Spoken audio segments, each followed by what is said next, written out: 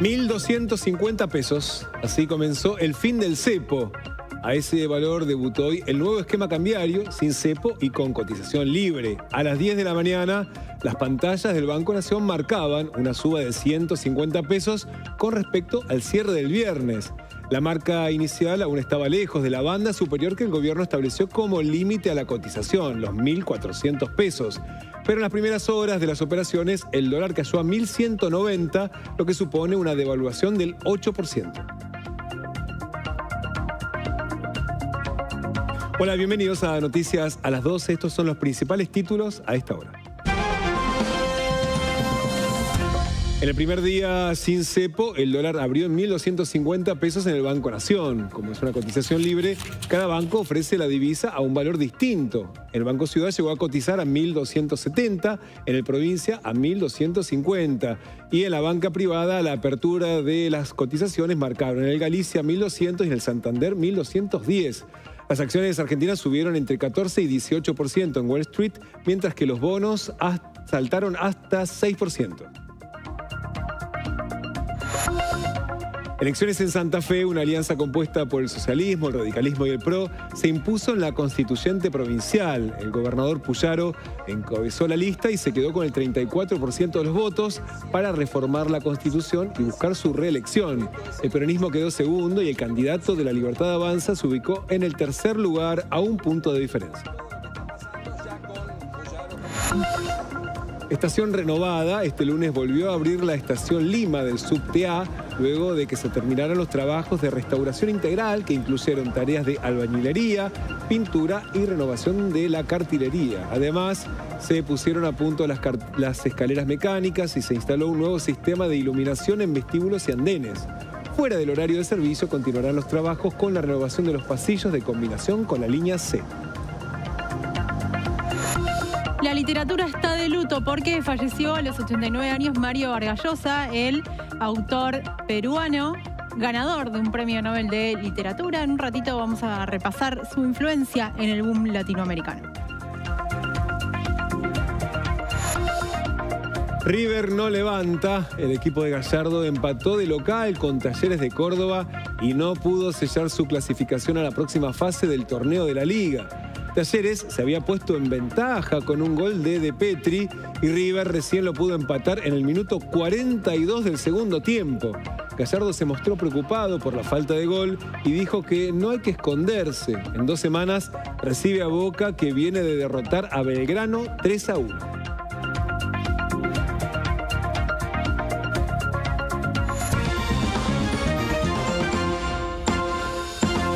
En el debut de la nueva política monetaria, el dólar oficial abrió en los 1.250 pesos, pero después del salto inicial descendió en la pizarra del Banco Nación hasta los 1.190 pesos.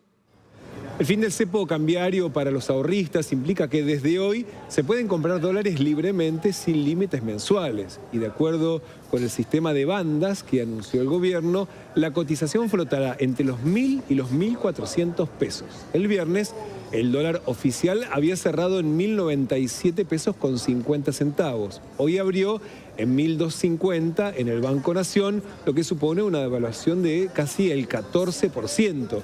Pero como es una cotización libre, cada banco ofrece la divisa a un valor distinto. En el Banco Ciudad cotiza a 1.270, en el Provincia a 1.250 y entre la banca privada, el Galicia lo ofrece a 1.200 y el Santander a 1.210.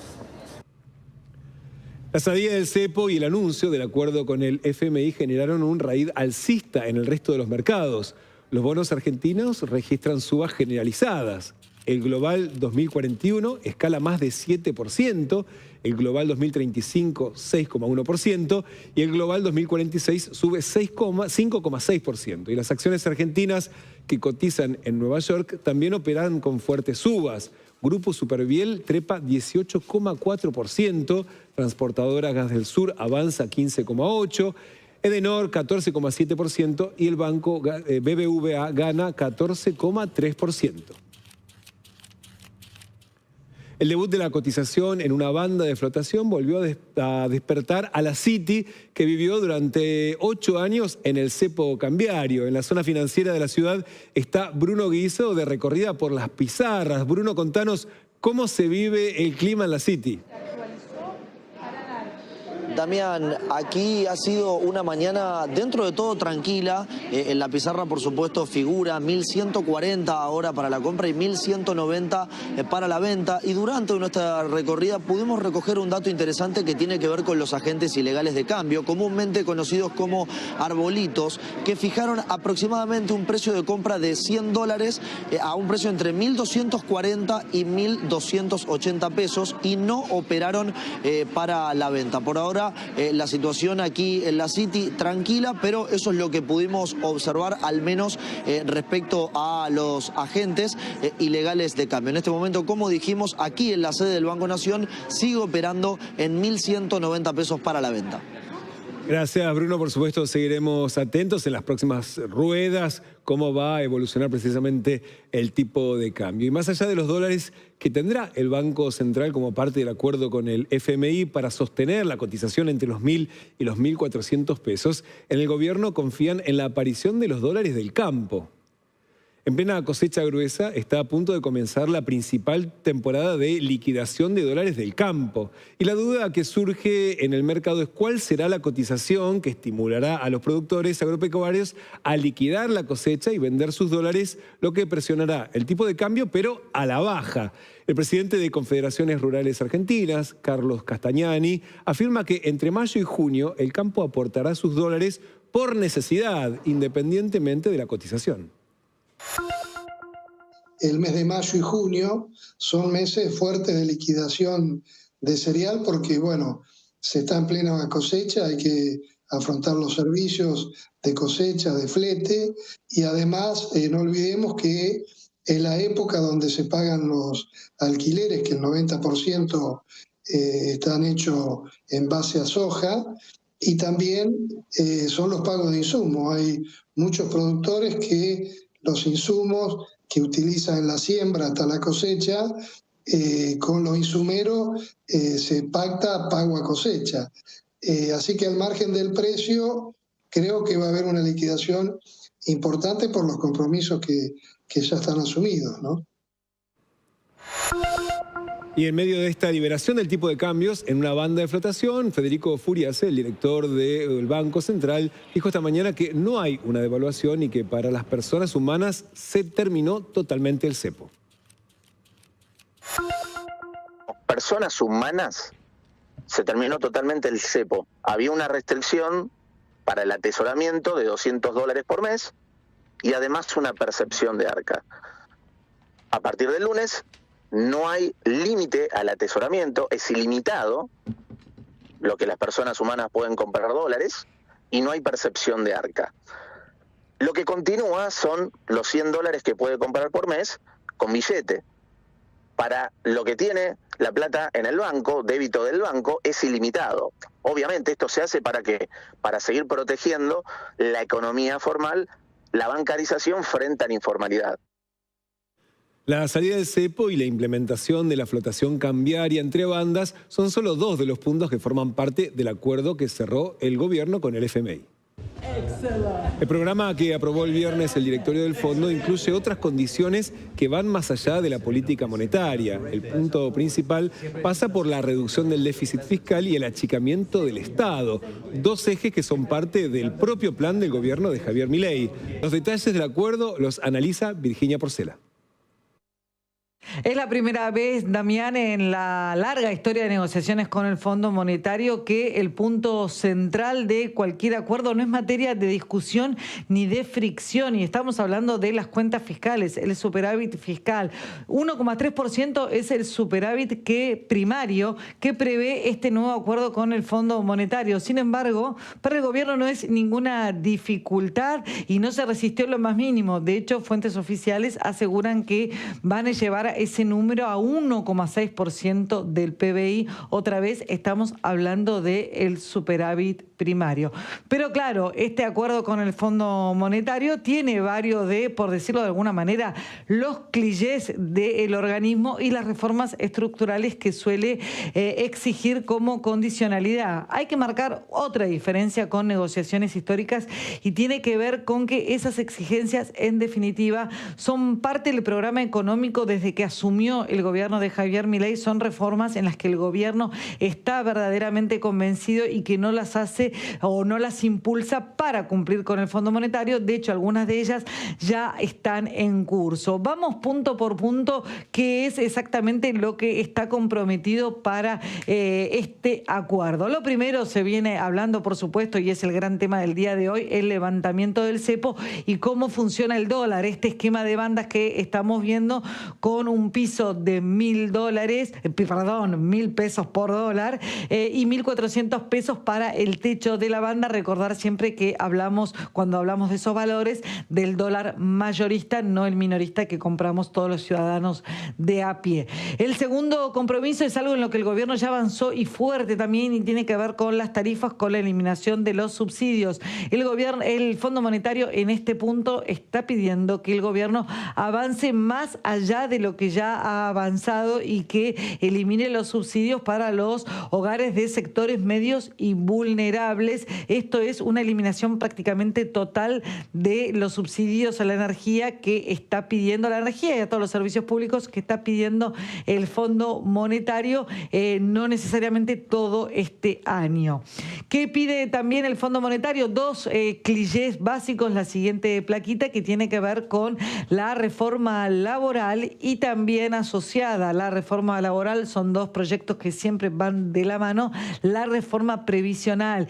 Y atención con esto, porque son dos proyectos que se sabe, tanto la reforma laboral como la reforma previsional, que vamos a ver en la próxima placa, son dos proyectos que el gobierno tiene en carpeta, pero en los que no va a poder avanzar hasta después de las elecciones, con seguramente una nueva conformación del Congreso. Ese es el objetivo de la Casa Rosada, al menos por el momento. Vamos con la próxima placa y acá tenemos la reducción o eliminación de las retenciones. Es uno de los puntos que también es casi una promesa de campaña, está dentro de la agenda del gobierno con o sin Fondo Monetario. Acá, por supuesto, el problema que hay es fiscal y ver si el gobierno ya no tiene los dólares en el Banco Central para defender el precio del billete, sino si tiene los pesos en el Tesoro para poder solventar los gastos del Estado y no volver al déficit. Las retenciones en ese sentido son un aporte fundamental y de ahí la dificultad en eliminarlas o incluso reducirlas. Y una última condición, en definitiva, hay muchas más, estamos sintetizando las más importantes y las que van a llevar mucho debate público. Las privatizaciones, se sabe, las privatizaciones están en el corazón del programa económico de Javier Milei, con lo cual, en definitiva, no se la vive como una imposición. Sin embargo, va a ser también una de las tantas reformas más complejas de llevar adelante en términos políticos. Y el secretario del Tesoro de los Estados Unidos llegó a media mañana a la Argentina, a lo que se interpreta como un fuerte respaldo de los Estados Unidos al plan anunciado por Javier Milei y que tiene, de hecho, como telón de fondo la negociación por un posible acuerdo comercial. Está en Casa Rosada Alan Zurita, también a la espera de Scott Bessent. Alan, contanos qué está pasando por ahí. Bien, también estamos a la expectativa. Ya el funcionario estadounidense arribó aquí al país, con lo cual de un momento a otro se espera su llegada. Estamos hablando de Scott Bessent, aquí a la Casa de Gobierno, donde está el presidente ya, Javier Milei. Hace instantes estaba dando una entrevista a un medio radial e insisto con esto, se espera de un momento a otro la llegada, aunque inicialmente se decía que iba a arribar aquí a las 11 de la mañana, parece que hubo un retraso en el vuelo, por eso está pautada en principio la llegada de Scott Bessent a las 15 horas, porque, reiteramos, va a tener también un almuerzo con CEOs de distintas empresas argentinas, con distintos funcionarios, en el marco todo esto de esta gira express que está realizando solamente en el país. Y perdón, me rectifico, no es una gira en realidad, es una visita solamente aquí a la Argentina de 12 horas aproximadamente, en la que está incluida la reunión con el presidente Javier Milei y el ministro de Economía Luis Caputo. Una vez que se dé este encuentro, van a estar con una conferencia de prensa en la que no se van a admitir preguntas, pero van a estar Javier Milei y Scott Bessent anunciando de qué se habló y si se llegó a un entendimiento, dar detalles al respecto. Alan, antes de despedirte, quiero que me expliques, porque se está escuchando una batucada de fondo y una protesta ahí en Plaza de Mayo.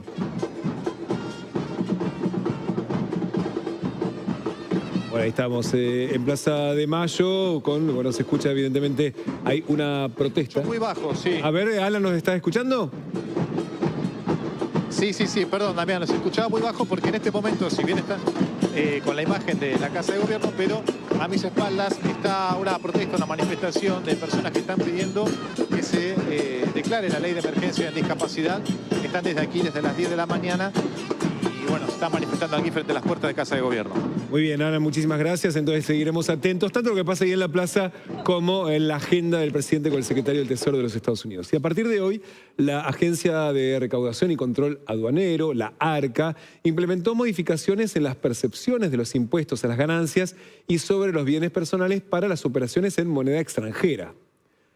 Los cambios introducidos afectan principalmente a las compras de divisas, a los pagos en el exterior con tarjetas, servicios turísticos internacionales y transporte al extranjero. Se busca actualizar el esquema tributario tras la eliminación del impuesto país en diciembre de 2024, manteniendo una percepción del 30% a cuenta de ganancias y bienes personales, pero a partir de ahora se eliminó la percepción del impuesto a los bienes personales y ganancias para la compra de dólares en territorio argentino. La salida del cepo cambiario también impacta en el rubro inmobiliario, que comenzó a operar en base al dólar oficial y ya no con el dólar MEP como referencia, como sucedía bajo el régimen previo. Con esta modificación se espera reducir las distorsiones entre los valores de referencia, lo que podría facilitar las transacciones y dinamizar el crédito hipotecario. La nafta podría bajar, así lo dijo el presidente de YPF, Horacio Marín, quien evalúa bajar el combustible si continúa cayendo el precio internacional del petróleo. La guerra de los aranceles provocó una baja en los precios internacionales del crudo, haciendo que el barril de petróleo cayera de 75 a 64 dólares, aunque en su punto más bajo llegó a rozar los 60 dólares y podría volver a caer.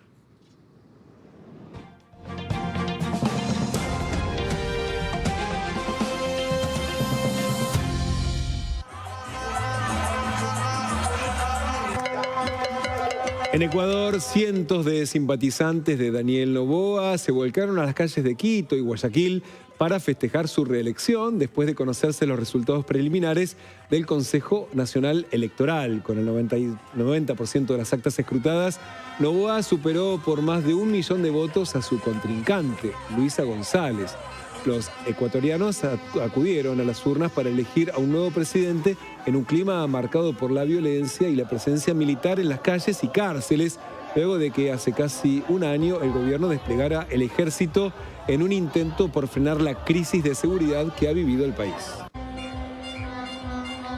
Y como les decíamos, el Consejo Nacional Electoral de Ecuador confirmó la victoria de Daniel Noboa con una diferencia de más de 10 puntos sobre su rival, Luisa González. El actual mandatario, quien había sido electo en 2023 para completar el mandato anterior después de la salida de Guillermo Lasso, se impuso ahora en las urnas para el próximo periodo de 4 años. Mientras Noboa, de 37 años, celebró su triunfo, su oponente, Luisa González, rechazó los resultados y anunció que solicitará un recuento al considerar que hubo fraude. Noboa destacó el respaldo ciudadano, calificó de histórica su victoria y aseguró que su gestión se centrará en combatir la violencia y en reactivar la economía. Esta victoria ha sido histórica también. Una victoria de más de 10 puntos, una victoria de más de 1 millón de votos, donde no queda ninguna duda de quién es el ganador. El Ecuador quiere ser diferente, el Ecuador no quiere regresar al pasado, el Ecuador quiere caminar hacia adelante y en ese camino, que no siempre es un camino fácil, en ese camino dar progreso, dar tranquilidad, dar paz, dar empleo. El ecuatoriano quiere una vida mejor y han escogido un proyecto que ellos confían que les van a dar esa vida mejor que tanto buscan. No reconocemos los resultados que nosotros, todo el pueblo que se ha unido en contra de la violencia, de la mentira, vamos a pedir el reconteo y que se abran las urnas. En el país vecino, Venezuela, el presidente Nicolás Maduro afirmó que los mares de su país están abiertos a la cooperación con Rusia en el marco de una alianza que busca reforzar su vínculo estratégico con Moscú. Maduro destacó el papel de Rusia en la construcción de lo que denominó como un nuevo orden mundial bajo el liderazgo de Vladimir Putin. El anuncio se dio en el principal puerto de ese país, muy cerca de Caracas, durante una visita de delegados rusos, un encuentro que precede a su próximo viaje hacia Moscú, anunciado para mayo, donde asistirá a las celebraciones por el Día de la Victoria.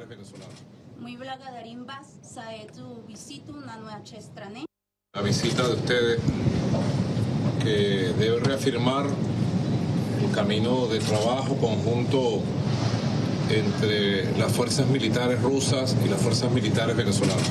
Los mares de Venezuela están abiertos a la cooperación para un nuevo mundo junto a Rusia. Rusia que hoy marca el ritmo del mundo nuevo que están haciendo, con un gran líder, presidente Putin. El Papa Francisco reapareció y participó en la misa del Domingo de Ramos en la Plaza San Pedro. Esta sería su primera aparición pública en un acto después de recibir el alta médica por un centro de neumonía bilateral. Aunque en silla de ruedas, el pontífice se mostró sin cánulas de oxígeno y saludó a los fieles desde el altar, compartiendo un muy breve mensaje de fe y esperanza a sus fieles. Buona domenica delle Palme. Buena Semana Santa. A los 89 años falleció el Premio Nobel de Literatura Mario Vargas Llosa. Nieves. Así es, Damián, falleció Mario Vargas Llosa, lo anunciaron sus hijos, Álvaro, exactamente, precisamente, uno de sus 3 hijos, lo anunció a través de las redes sociales, escribió: con profundo dolor, hacemos público que nuestro padre ha fallecido en Lima, rodeado de su familia y en paz. Su partida entristecerá a sus parientes, a sus amigos y a los lectores alrededor del mundo, pero esperamos que se encuentre consuelo en el hecho de que gozó de una vida larga y fructífera y dejando atrás una obra que lo sobrevivirá. Escribieron sus hijos en este comunicado. Como te contaba, tenía 89 años, falleció en Perú, donde él había nacido. Y durante los años 60 se convirtió en uno de los exponentes máximos del boom de la literatura latinoamericana, junto con Gabriel García Márquez, con Carlos Fuentes, con Julio Cortázar, entre otros. Entre sus libros estaba En la Casa Verde, uno de los más recordados, que contaba cómo era la historia de este burdel fundado en Amazonia por un extranjero y la lucha del cura del pueblo por eliminar ese burdel, mostrando un poco, de alguna manera, cómo era vivir en Latinoamérica. Y un poco por eso también en el 2010 la Academia Sueca le otorgó el Premio Nobel de Literatura, entre otras cosas por mostrar a otra Latinoamérica. Así lo anunciaban en su momento. Hizo otros libros como La ciudad y los perros, Conversación en la catedral, Travesuras de una niña mala. Y en el 2023 su última novela le dedicó Mi silencio. También hizo ensayos. Comenzó dando sus primeros pasos, como muchos de sus colegas, como periodista. En el 1990 también se dedicó a la política, llegando a ser incluso candidato a presidente, elecciones que en ese momento ganó Fujimori, y a partir de las cuales él decidió retirarse de la política. Y como te decía, en el 2010 recibió el Premio Nobel de Literatura, y en su discurso contaba también por qué decidió escribir. Decía que lo inspiraron infinidad de autores cuando era chico y sentía que escribiendo continuaba esas historias que a veces le quedaban inconclusas en su cabeza. Hace unos años habló con el Canal de la Ciudad en Libroteca y habló y recordó cómo fue ser uno de los representantes del boom latinoamericano. Fue el descubrir, viviendo en Europa, que Europa y en cierta forma el resto del mundo descubrían una América Latina distinta, que no era la de los cuartelazos, la de los guerrilleros, sino que era de la América Latina de los creadores, que la literatura latinoamericana obtenía un reconocimiento, que nuestros libros empezaban a publicarse, y que entre los propios latinoamericanos que escribían además había una identificación con el mundo del que veníamos. Fue un periodo muy bonito, muy estimulante. Además estuvo marcado por la amistad, la cercanía entre los escritores latinoamericanos. Yo recuerdo con mucha nostalgia esa época. Que ahora, digamos, no se sorprende nadie de que surja un buen escritor en América Latina, pero hasta entonces había mucho prejuicio. América Latina pues aparecía solo como un continente de pistoleros, ¿no? De dictadores o de guerrilleros, pero la cultura no parecía venir de América Latina, y a partir de esa época se rompió ese prejuicio. Y Nieves, también la música, el folclore argentino está de luto porque falleció Muya Carabajal, integrante de Los Carabajal. Así es, Mario Carabajal, exactamente su nombre, tenía 72 años y es considerado como uno de los padres del folclore junto con sus parientes, los Carabajal. En el 67 crearon esta agrupación y fueron considerados como uno de los padres de la chacarera de Santiago. Ahí estamos viéndolo en un festival de Cosquín. También en el 2019 impulsó una ley para que se enseñara folclore en las escuelas, una ley que es una ley nacional. Por eso también su impronta no solo sobre los escenarios, sino también afuera de los escenarios. Fueron sus hijos quienes contaron la triste noticia a través de las redes. Su memoria perdurará en nuestra música y en nuestros corazones. Pedimos oraciones por su descanso eterno. Después de enfrentar con coraje una dura enfermedad, agradecemos respeto y apoyo a la familia. Sus restos van a ser velados esta tarde cerca de la Chacarita, donde después van a descansar.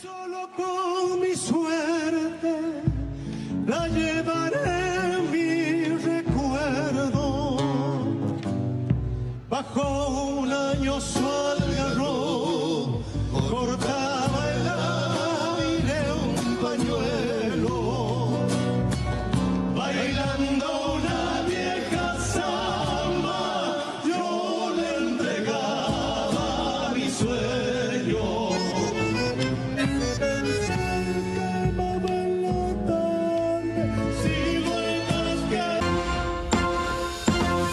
Con un amplio triunfo del gobernador radical Maximiliano Puyaro, Santa Fe abrió el calendario electoral de este año con la elección de convencionales para reformar la Constitución provincial.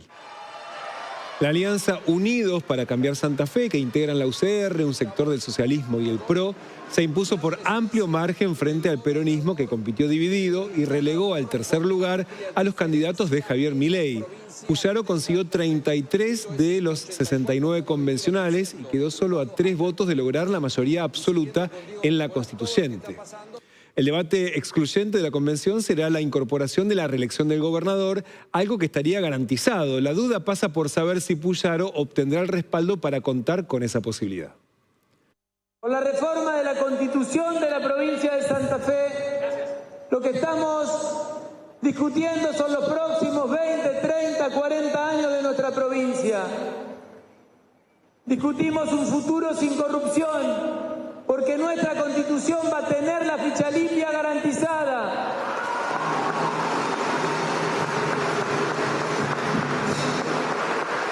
Discutimos una legislatura sin corruptos, porque vamos a terminar con los fueros parlamentarios en la provincia de Santa Fe.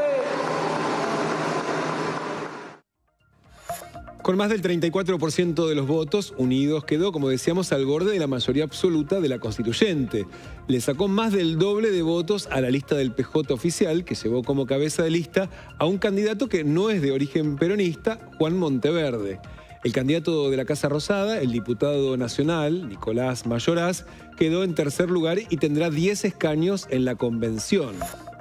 El cuarto lugar fue para la lista de la diputada provincial Amalia Granata, que se presentó junto a la coalición cívica y a un sector libertario que respaldó a Milei en 2023 y obtuvo 7 bancas. La lista del senador peronista, Marcelo Lewandowski, quedó quinta con menos del 9% de los votos. Junto a la tercera lista peronista del exministro provincial Zuckerman, las 3 facciones del PJ sumaron casi 26 puntos pero hubieran quedado a casi 9 puntos de Puyaro.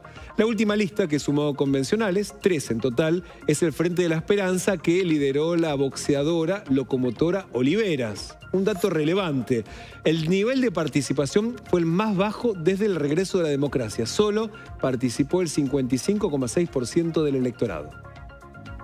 Y además de imponerse en la elección a nivel provincial, el Frente Unidos de Puyaro ganó en 13 de las 19 elecciones departamentales.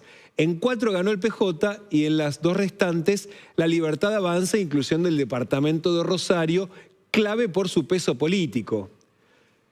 El conductor de Rosario 3, Juan Pedro Aleart, de La Libertad Avanza, se quedó con la representación del departamento para la constituyente con más del 31% de los votos y además se convirtió en el candidato más votado en las elecciones primarias para candidatos al Consejo Deliberante. Superó por 5 puntos a su ex colega en la televisión y actual senador provincial, Ciro Seizas. Lejos, en tercer lugar, quedó el presidente de la bancada peronista de la Cámara de Diputados, Germán Martínez. Cristina Fernández ordenó una tregua con Axel Kicillof en medio de la tensión por el cronograma y la estrategia electoral. La jefa del PJ le ordenó a los diputados y senadores que le responden en la legislatura bonaerense que den de baja el proyecto de ley para celebrar elecciones concurrentes el 26 de octubre en este territorio y les pidió que respalden el pedido del gobernador de dar de baja las PASO provinciales. Pero la tregua no estuvo exenta de críticas a Kicillof. En un mensaje en su cuenta de X cuestionó el desdoblamiento del calendario. Es un error provincializar la elección al desdoblarla y dividir los esfuerzos en 2 elecciones.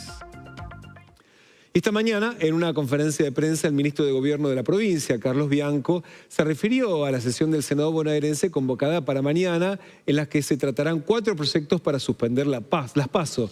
Dijo que hay un gran consenso para aprobar la suspensión y evitó responder a las críticas de la expresidenta Cristina Fernández de Kirchner al desdoblamiento de las elecciones dispuesto por Kicillof. Sí, vi el tuit, no lo pude leer en detalle porque venía caminando para acá, para Casa de Gobierno.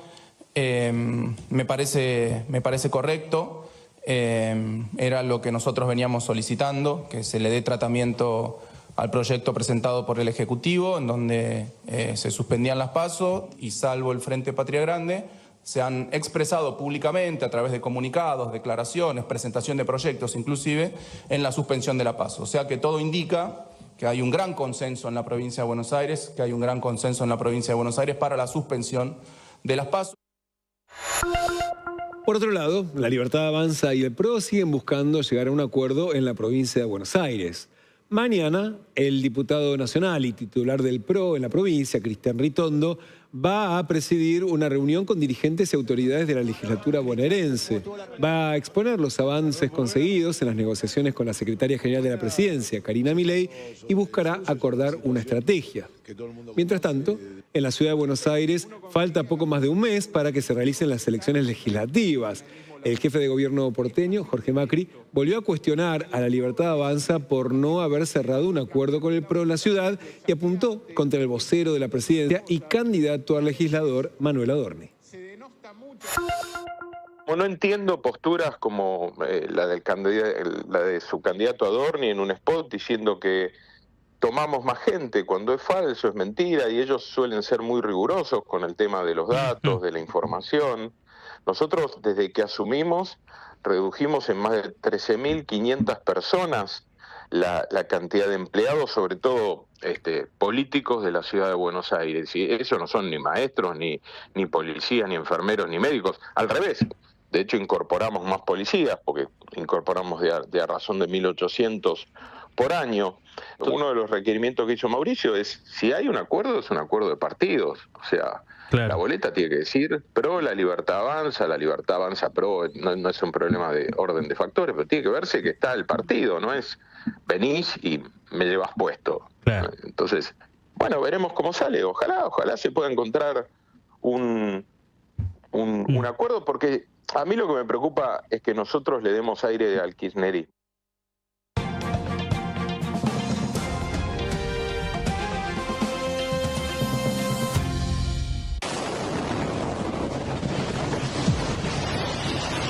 Lo que estás viendo es el momento en el que un camarógrafo huye durante un ataque con misiles rusos que golpeó a la ciudad ucraniana de Sumy mientras los vecinos celebraban el Domingo de Ramos y dejó al menos 34 muertos. El presidente Volodymyr Zelensky calificó el ataque como un acto de pura maldad. Esta ofensiva ocurre apenas días después de otro bombardeo en la ciudad natal del presidente ucraniano que dejó 20 muertos. Estados Unidos deportó a El Salvador a 10 presuntos integrantes de las pandillas Mara Salvatrucha y Tren de Aragua como parte del operativo conjunto entre ambas naciones para combatir el crimen organizado. Según autoridades locales, los deportados fueron recibidos bajo custodia por las autoridades salvadoreñas para ser trasladados posteriormente al denominado Centro de Confinamiento del Terrorismo, una cárcel de máxima seguridad. El presidente estadounidense, Donald Trump, destacó la cooperación con Nayib Bukele en la lucha contra estas organizaciones, mientras que el mandatario salvadoreño aseguró que su país continuará desmantelando a estas redes criminales. La Guardia Costera de España rescató a 50 migrantes que intentaban llegar a las Islas Canarias a bordo de una embarcación inflable. La balsa fue localizada a 144 kilómetros de Lanzarote, una de las islas cercanas a África Occidental. Defensores de los derechos humanos afirman que a pesar de que durante este año la migración irregular hacia Canarias disminuyó un 28% respecto al récord de 2024, la denominada Ruta Atlántica continúa siendo una de las más peligrosas debido a las condiciones climáticas y a la fragilidad de las embarcaciones utilizadas. Y una de las familias más famosas del país, Nieves, Los Sargento, está cumpliendo 20 años. Así es, estamos hablando de la familia protagonista de Casados con Hijos, Moni, Pepe, Paola y Coqui. Fatiga también el perrito, no nos olvidemos, los protagonistas de la adaptación argentina de la sitcom Casados con Hijos cumplen 20 años y Coqui y Pepe, es decir, Darío Lopilato y Guillermo Francella, se saludaron. Mucho que facha que tenés con esos anteojos. Bueno, nada, me lo puedo un ratito. ¿Cómo estás? Bien, vos sabés que estoy viendo los videos de Casados con Hijos, viendo las repeticiones y estoy volviendo a entonar un poquito. Pero viste, ese llanto que vos hacías, que una vez le explicaste a Coqui durante 15 minutos, te lo enseño, pero lo practicaste muchas veces. Muchas veces. ¿Cómo es? ¿No te salió? No me sale.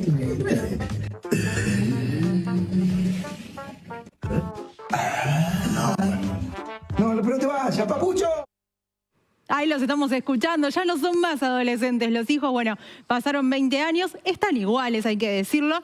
La novela se emitió en el 2005-2006, solo 2 años estuvo en producción, pero después se siguió repitiendo hasta ahora.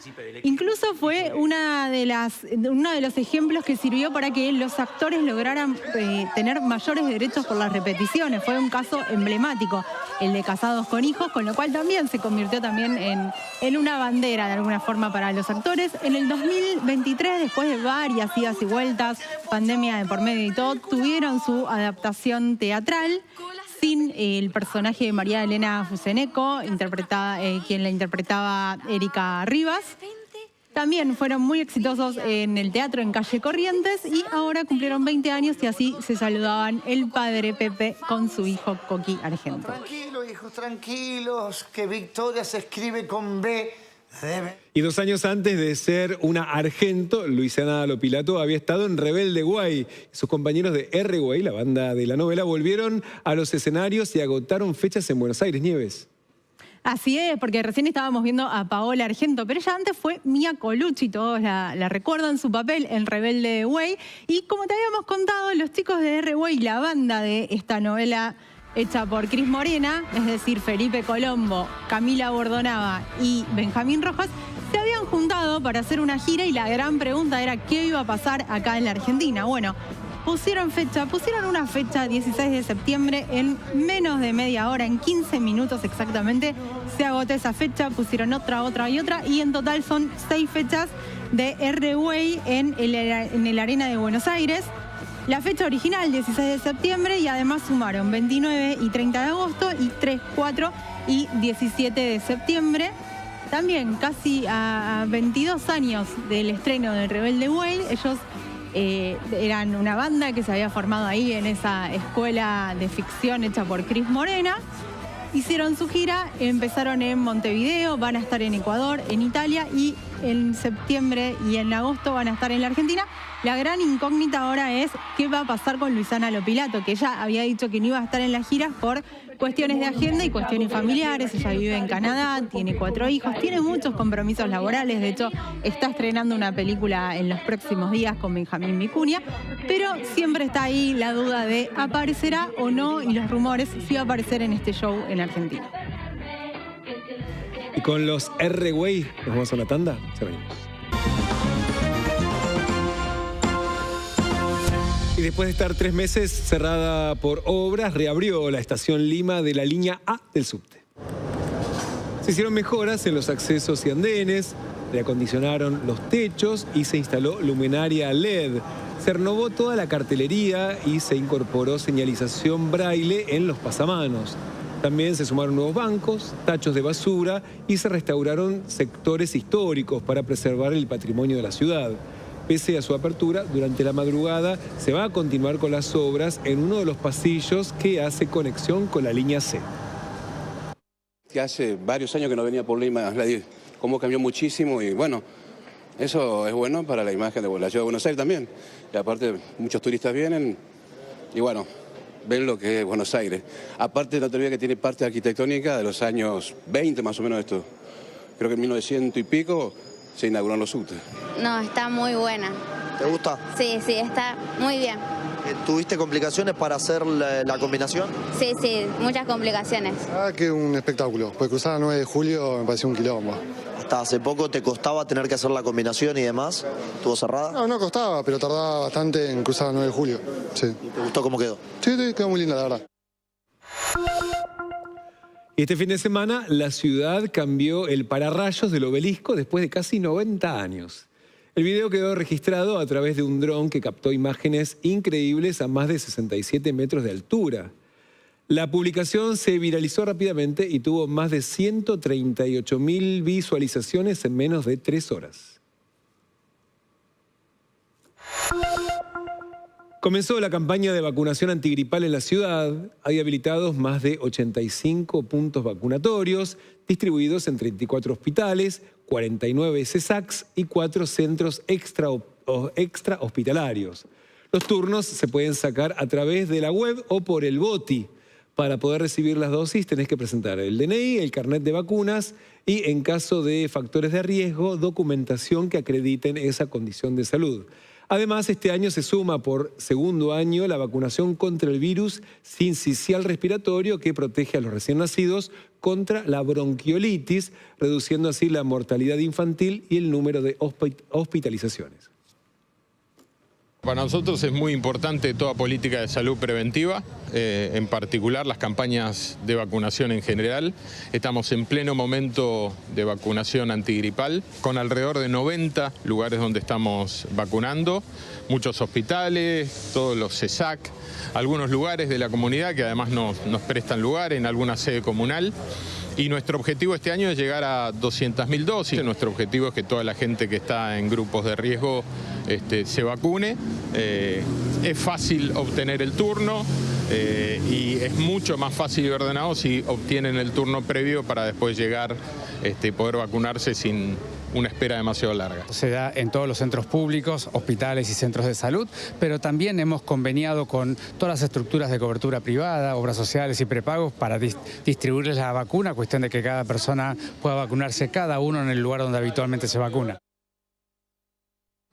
Los Piojos Nieves cerraron el Quilmes Rock. Así es, porque fue la 4ª fecha de este festival que se realiza desde el 2003. Esta vez el escenario fue en Tecnópolis.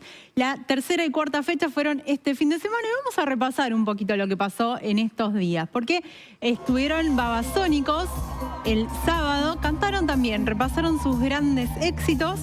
Sin duda es uno de los momentos donde más euforia hubo por parte de sus seguidores. Fue cuando tocaron temas como Irresponsable, Ike y Yegua. Y también recordaron justamente los inicios del Quilmes Rock. Porque, por ejemplo, entre otras cosas, contaron que una de las cosas que más les gusta de este tipo de festivales es que si bien a todos los reúne el rock, hay distintos subgéneros dentro del rock. y que, por ejemplo, se acordaron que en la primera edición, en el 2003, hace muchos años ya, les tocó compartir camarín con Intoxicados y eso les había parecido súper enriquecedor. Y casualmente, o no, antes de que Babasónicos saliera a escena, Piti Álvarez, ex líder de Intoxicados y Viejas Locas, compartió un video en sus redes, compartieron un video en el escenario de Piti Álvarez en el que canta y habla también de un posible regreso.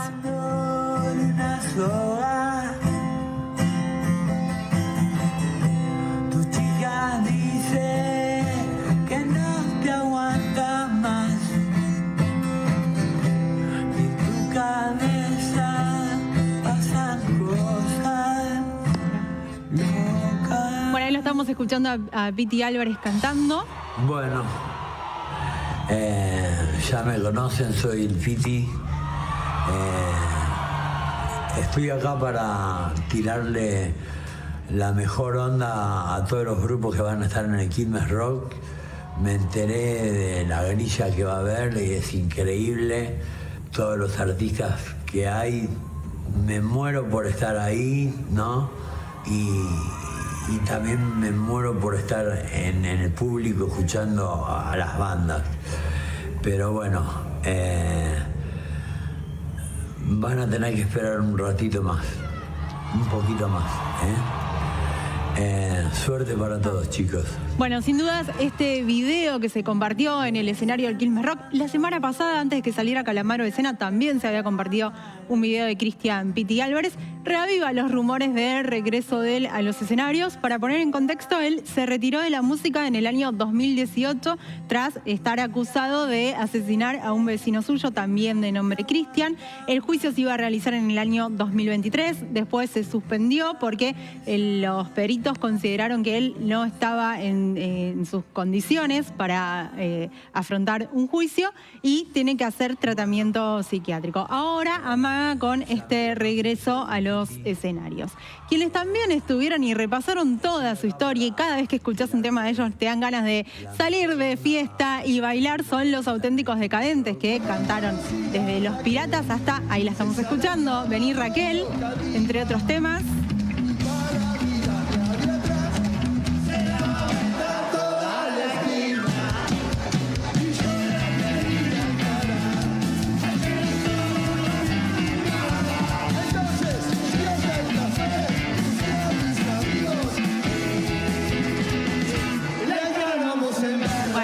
Escuchando Vení Raquel, también cantaron Osito de Peluche de Taiwán, La Guitarra, un montón de temas, todos súper conocidos y populares. Y también le hicieron una suerte de homenaje al rock nacional porque cantaron Viejos Vinagres y Costumbres Argentinas.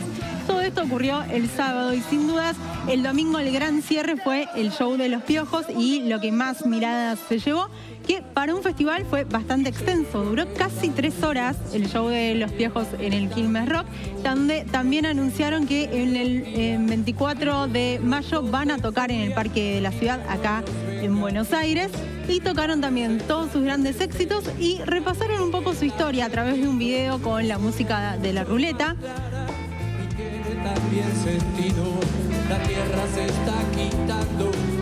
Ahí estamos escuchando Civilización, De lejos no se ve, Gira Gira, Verano del 92, fueron algunos de los temas que tocaron.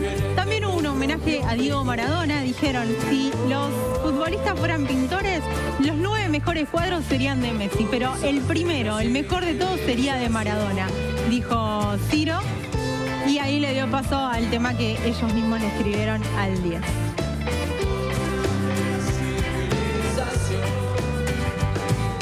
Y con Los Piojos te invito a ver cómo va a seguir el tiempo en la ciudad de Buenos Aires. Para hoy se espera una máxima de 21 grados, el cielo parcialmente nublado, en la noche refresca un poquito, 17 grados. Para mañana martes la temperatura similar, una mínima de 16, una máxima de 21, el cielo nublado. El miércoles también baja un poquito la mínima, 15 grados, sube un poquito la máxima, 22, y lo mismo para el jueves, una mínima de 15, una máxima de 23 grados, el jueves santo parcialmente nublado.